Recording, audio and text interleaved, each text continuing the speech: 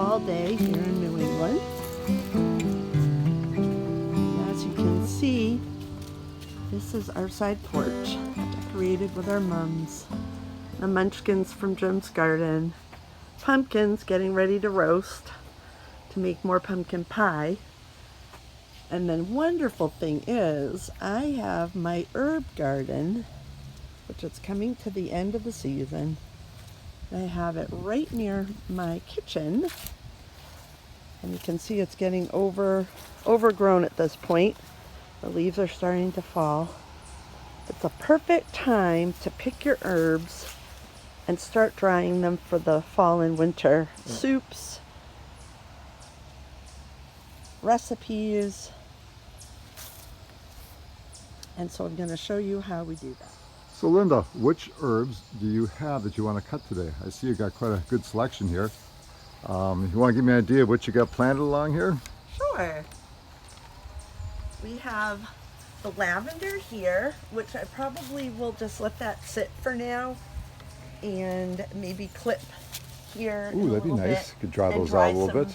Lavender, but right now I'm enjoying it because as people walk up the walkway, you still get a little fragrant whiff of that. Yeah. The other so which one you got here? Yeah, I have a lemon thyme here. I have a German thyme. Wow. Oregano. Marvelous. That made good sauce. We used a lot of that, didn't we? Rosemary. Chives, which tend to winterize. Winterize, fine, yep. Flat leaf parsley. This is lemon balm. Is that mint or lemon balm? Lemon balm. Lemon balm, okay, yep. Sage. Yep. Marjoram. And the curly leaf parsley. Awesome. So do you cut all these then, or what are you going to do here? I'm going to cut some of them, and we'll show you how we tie them up to dry. So Linda, how hard is it to dry herbs? What do you got to do here? Oh, it's really not hard at all. It's been wonderful having this all summer long for any of the recipes that we did on the grill, or any of the sauces that we did, or fish, any of that. But now it's time to get it cut off so that we don't lose it come a hard frost, and we can dry it very simply, and I'll show you how to do that.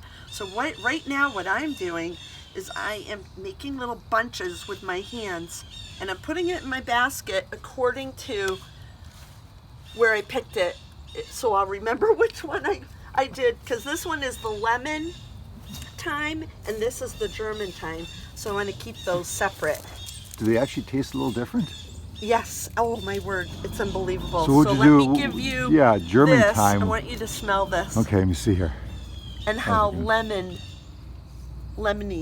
it does smell amazing. lemony. Wow. So you want to keep that separate. Okay. So that's what I'm going to keep doing all the way down until I have these bunches of herbs to dry. So what's the next thing? Getting up. All right. So you have a nice selection here of herbs that you've cut and harvested. I do, and I found this. You had bought this. It's a natural twine. Jute, yep, for the garden. And you can get that at any of your local hardware stores. Yeah, garden center, hardware stores, yep. Absolutely. And then I just take my little bunches and I wrap this around a few times. Now what happens when things dry? They shrink. That's right. So you're going to have to keep an eye on it in a few weeks. As the moisture goes out of this, you have to tie it a little may tighter. have to tie it a little tighter.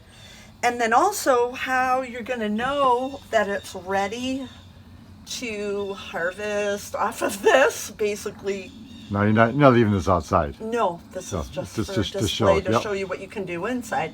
Cool, dry place. Okay. Do you use a paper bag around it? You do not need to if it's in a clean area. And away from the steam, right? Away from the steam of your kitchen. And then you want these to get dry before you basically are done. You'll start seeing they start to almost fall. If you go like this, it will just crumple in your hand. And then you undo it, and sometimes you can just literally pull it right off the stem. Or if you need to, like something like parsley, you can chop it up on your chopping block.